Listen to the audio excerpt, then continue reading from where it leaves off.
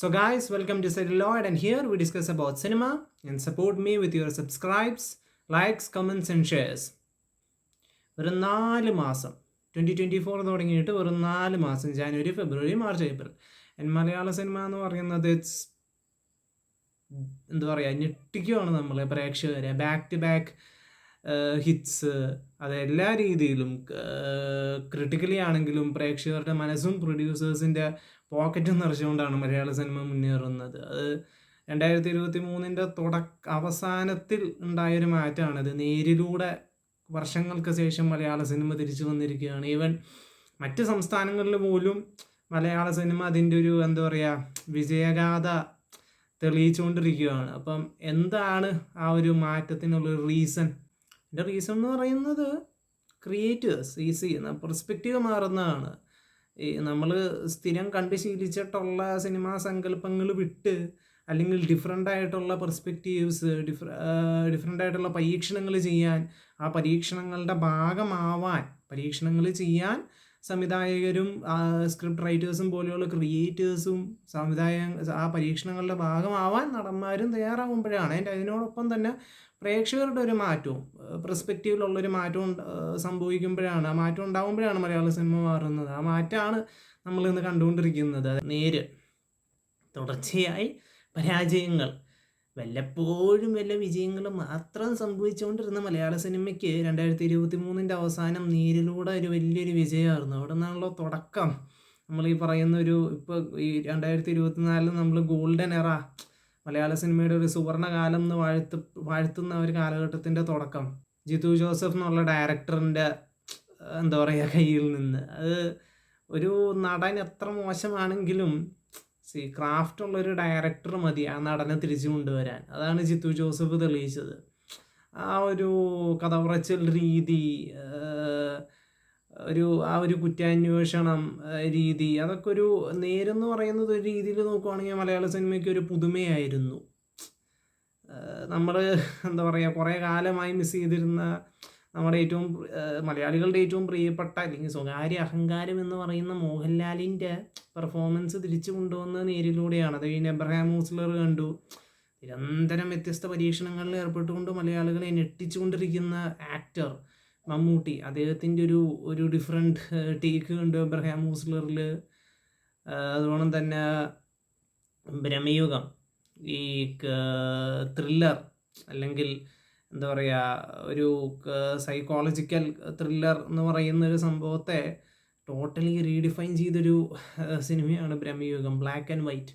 സത്യം പറഞ്ഞാൽ ഞാൻ അടക്കം അത് ബ്ലാക്ക് ആൻഡ് വൈറ്റിലൊക്കെ തിയേറ്ററിൽ വർക്കൗട്ട് ആവുമോ എന്നുള്ള ഒരു ഭയം ഉണ്ടായിരുന്നു. പക്ഷേ ഞെട്ടിച്ച് കളഞ്ഞു എന്താ പറയുക ബ്രഹ്മയുഗമൊക്കെ. കാരണം ഇപ്പോൾ 2024 ഇറങ്ങിയ പല സിനിമകളും മലയാള സിനിമേനെ റീഡിഫൈൻ ചെയ്യുകയാണ് ചെയ്തത്. അതാത് ജോണറുകളിൽ അതുകൊണ്ട് ഒരു എന്താ പറയുക പൊളിച്ചെഴുത്തായിരുന്നു ബ്രഹ്മയുഗം എന്ന് പറയുന്നത്. എനിക്ക് ആ സിനിമ കണ്ടപ്പോൾ തോന്നിയത് ഈ അനന്തഭദ്രത്തിലെ ദിഗംബരൻ്റെയും അതുപോലെ തന്നെ വിധിയോണിലെ ഭാസ്കര പട്ടേലറിൻ്റെ ഒരു മിക്സ് ആയിട്ടാണ്.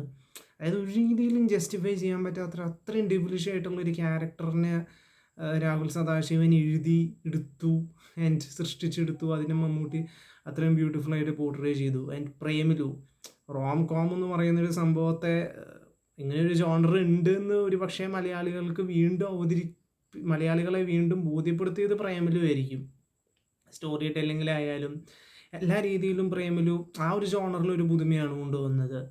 അതുപോലെ തന്നെ മഞ്ഞുമ്മൽ ബോയ്സ്, ഈ സർവൈവൽ ത്രില്ലർ എന്ന് പറയുന്ന സംഭവത്തെ ഇതിനൊരു പൊളിച്ചെഴുത്തായിരുന്നു മഞ്ഞുമ്മൽ ബോയ്സ് എന്ന് പറയുന്നത്. പ്രത്യേകിച്ച് അതിൻ്റെ ഒരു എഡിറ്റിങ്, ആ ഒരു എന്താ പറയുക ശ്രീനാഥ് ബാസിയുടെ ആ ഒരു കുട്ടിക്കാലവും അതുപോലെ തന്നെ അവൻ്റെ ഒരു ഗ്രൂണപ്പ് ആയിട്ടുള്ളൊരു ലൈഫും, അത് രണ്ടും തമ്മിലൊരു ബന്ധം ഡയറക്ടർ അവിടെ കൊണ്ടുപോകുന്നത്, ചിദംബരം അവിടെ കൊണ്ടുപോകുന്നത് പുള്ളിയാണ്. അത് പല രീതിയിലും മഞ്ഞുമ്മൽ ബോയ്സ് അതൊരു അത്ഭുതമായിരുന്നു. അതായത് വെറൊരു സർവൈവൽ ത്രില്ലർ എന്നതിനേക്കാൾ ഉപരി ആ സർവൈവൽ ത്രില്ലറിൽ ഡിഫറെൻറ്റ് ലെയേഴ്സ് കൊണ്ടുവരിക, ഒരു ഫ്രണ്ട്ഷിപ്പ് എന്ന് പറയുന്നതിനെ അതിനെ കണക്ട് ചെയ്യുക. It's an emotional journey through friendship from a person's childhood to his grown up phase. വെറൊരു സർവൈവൽ ത്രില്ലർ എന്നതിൻ്റെ ചട്ടക്കൂട് പൊളിച്ചുകൊണ്ട് അതിനെ റീഡിഫൈൻ ചെയ്തൊരു സിനിമയാണ് മഞ്ഞുമൽ ബോയ്സ്. അതുകൊണ്ട് തന്നെ എന്താ പറയുക, അന്വേഷിപ്പിൻ കണ്ടെത്തുമായാലും പല രീതിയിൽ അന്വേഷിപ്പിൻ കണ്ടെത്തും. കുറച്ചൊക്കെ എനിക്ക് സെക്കൻഡ് ഹാഫിൽ വിയോജിപ്പുകൾ ഉണ്ടായിരുന്നെങ്കിൽ കൂടി, അതായത് ഒരു ലാഗ് പോലെ തോന്നിയെങ്കിൽ കൂടി ഫസ്റ്റ് ഹാഫൊക്കെ ഭയങ്കര ഇൻട്രസ്റ്റിംഗ് ആയിരുന്നു. ക്ലൈമാക്സ് എന്ന് പറയുന്നത് ഇൻട്രസ്റ്റിംഗ് ആയിരുന്നു. ആവേശം എന്തപ്പോൾ പറയുക ഇതിനെപ്പറ്റി. ഈ അതായത് എന്താ പറയുക, പ്രേമലു എന്ന് പറയുന്നത് റോം കോമിൻ്റെ ഒരു റീഡിഫൈനിങ് ആയിരുന്നു. ഈ പൊളിച്ചെഴുത്താണെങ്കിൽ ആവേശം എന്ന് പറയുന്നത് ആക്ഷൻ കോമഡിയുടെ ഒരു പൊളിച്ചെഴുത്തായിരുന്നു. എന്താ പറയുക, ഷമ്മി എൻ്ററിങ് ജിത്തു മാധവൻസ് റൈറ്റിംഗ്. അതാണ് ഷമ്മി എന്ന് പറയുന്ന ക്യാരക്ടർ ജിത്തു മാധവൻ്റെ എഴുത്തിലേക്ക് കടന്നു വന്നത്. വല്ലാത്തൊരു ഇതാണ്. അത് ഫ്ലേവറാണ്. ഒരു ഡയറക്ടർ എങ്ങനെ തൻ്റെ അതിപ്പോൾ എത്ര പേർക്ക് ഷമ്മിയുടെ ഫ്ലേവർ തോന്നിയെന്ന് എനിക്കറിയില്ല, എനിക്കെന്തായാലും തോന്നി ഉടനീളം ഷമ്മിയുടെ ഒരു ഫ്ലേവർ. ഒരു ഡയറക്ടർ എങ്ങനെ തൻ്റെ സിനിമയിലെ ആക്ടറിൻ്റെ മുമ്പുള്ളൊരു റോളിനെ ഉപയോഗിക്കുന്നു എന്നുള്ളതാണ് ആവേശത്തിൽ നമ്മൾ കണ്ടത്. ഓരോ characters, the way he tells the story, ആ ഒരു ആക്ഷൻ കോമഡി എന്ന് പറയുന്ന സംഭവത്തിനെ റീഡിഫൈൻ ചെയ്ത് കളഞ്ഞു. വർഷങ്ങൾക്ക് ശേഷമായാലും ക്യാപ്ഷൻ തന്നെ ഞാൻ ഇട്ടത് അതാണ്, നേരിലൂടെ വർഷങ്ങൾക്ക് ശേഷം മലയാള സിനിമ. വർഷങ്ങൾക്ക് ശേഷമായാലും വിനീത് ശ്രീനിവാസൻ ഫീൽ ഗുഡ് സംഭവം അതിലേക്ക് ഊക്കൽ കടന്നു വന്ന് എങ്ങനെ ഉണ്ടാവും. ഇത് ക്രിയേറ്റേഴ്സിന്, പണി അറിയാവുന്ന ക്രിയേറ്റേഴ്സ് ആണെങ്കിൽ അവർക്കറിയാം നടന്മാരെ എങ്ങനെ ഉപയോഗിക്കണം എന്നുള്ളത്. ഇപ്പം നിവിൻ പോളി ഒരു കാലഘട്ടത്തിൽ മലയാളത്തിൽ അത്രയും ക്വാളിറ്റി സ്റ്റഫുകൾ ചെയ്തുകൊണ്ടിരുന്ന ആക്ടറാണ്. ആ ആക്ടറിനെ തിരിച്ച് വിനീത് ശ്രീനിവാസൻ വേണ്ടി വന്നു തിരിച്ചു കൊണ്ടുവരാൻ. അപ്പം അതാണ് ക്രാഫ്റ്റ്, എന്താ പറയുക, പണി അറിയാവുന്ന അല്ലെങ്കിൽ ക്രാഫ്റ്റ് ഉള്ള ഡയറക്ടേഴ്സും സ്ക്രിപ്റ്റ് റൈറ്റേഴ്സും അങ്ങനെ ക്രിയേറ്റേഴ്സ് നമ്മളുടെ ഇൻഡസ്ട്രിയിലുണ്ട്. അവർക്കറിയാം ഒരു നടനെ എങ്ങനെ യൂട്ടിലൈസ് ചെയ്യണം എന്നുള്ളതും അങ്ങനെ തിരിച്ച് കൊണ്ടുവരണം എന്നുള്ളതൊക്കെ. പിന്നെ അതുകൊണ്ട് തന്നെ മലയക്കോട്ട വാലിബനായാലും വിയോജിപ്പുകൾ ഉണ്ടായിരുന്നു. എനിക്ക് ഇഷ്ടപ്പെട്ടില്ല, പക്ഷെ ഇഷ്ടപ്പെട്ടവരുണ്ട്. പിന്നെ Anchakkallakokkan, written and directed by Ullas Chemban. It's സംഭവം ഒരു നാടൻ സ്റ്റഫാണ്, ലോക്കൽ സാധനമാണ്, മിത്താണ്. ഒരു മിത്തിന് ഒരു സ്റ്റൈലിഷ് ഫ്ലേവർ കൊടുക്കുമ്പോൾ എങ്ങനെ ഉണ്ടാവും? Stylish flavour given to a myth. അതാണ് അഞ്ചല കള്ളക്കൊക്കൻ. ആ ഒരു സംഭവത്തെ പ്രസൻറ്റ് ചെയ്ത രീതി അതൊക്കെ യുണീക്കാണ്. ഫോർ മലയാളം സിനിമ എന്ന് പറയുമ്പം അങ്ങനെ ഒരു സംഭവം യുണീക്കാണ്. അങ്ങനെ ഇങ്ങനെയൊന്നും നമ്മൾക്ക് എന്താ പറയുക കിട്ടിയിട്ടില്ല മലയാള സിനിമയിൽ. അഞ്ചല കള്ളക്കൊക്കൻ പോലെ ആ ഒരു മിത്ത് എന്ന് പറയുന്നതിന് അങ്ങനെ ഒരു സ്റ്റൈലിഷ് ഫ്ലേവർ, ഒരു അമൽ നീരദ്, ഈ യോബിൻ്റെ പുസ്തകം ടൈപ്പ്, അല്ലെങ്കിൽ kind of like Karthik Subbaraj vibe, Quentin Tarantino, അവിടെ അതൊക്കെ എനിക്ക് ഫീൽ ചെയ്തു. അപ്പം ആ അഞ്ചല കള്ളക്കൊക്കൻ അതൊക്കെ ഒരു പരീക്ഷണങ്ങളാണ്, വ്യത്യസ്ത പരീക്ഷണങ്ങളാണ് മലയാള സിനിമയിൽ. ഇതുവരെ എന്താ പറയുക, അൺപ്രസിഡൻറ്റഡ് ആയിട്ടുള്ള എക്സ്പീരിമെൻസുകളാണ് മലയാള സിനിമയിൽ 2024 നടക്കുന്നത്. പിന്നെ ആടുജീവിതം, മലയാളികൾ വായിച്ച് വിസ്മയിച്ച the most epic survival story.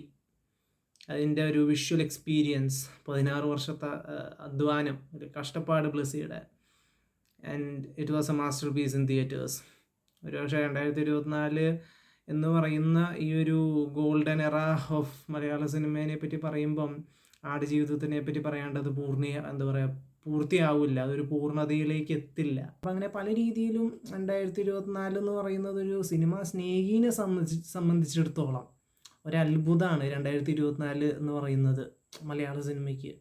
പ്രത്യേകിച്ച് സിനിമേനെ അത്രയും എന്താ പറയുക നെഞ്ചോട് ചേർത്ത് സ്നേഹിക്കുന്ന ഒരാളെ സംബന്ധിച്ചിടത്തോളം 2024 is a wonder for Malayalam cinema. അത് ഇനിയും നമ്മൾ കാണാനിരിക്കണുള്ളൂ അത്ഭുതം. അപ്പം നിങ്ങൾക്കും ഇതുപോലെ 2024 മലയാള സിനിമയിൽ തോന്നി 2024 ഒരു മലയാള സിനിമയ്ക്ക് ഒരു അത്ഭുതമായി തോന്നാൻ നിങ്ങൾക്കുള്ള റീസൺസും കമൻറ്റ് ചെയ്യുക. ഞാൻ പറഞ്ഞോണം, സബ്സ്ക്രൈബ് ചെയ്യുക, ലൈക്ക് ചെയ്യുക, കമൻറ്റ് ഷെയർ ചെയ്യുക, സപ്പോർട്ട് ചെയ്യുക. And thank you.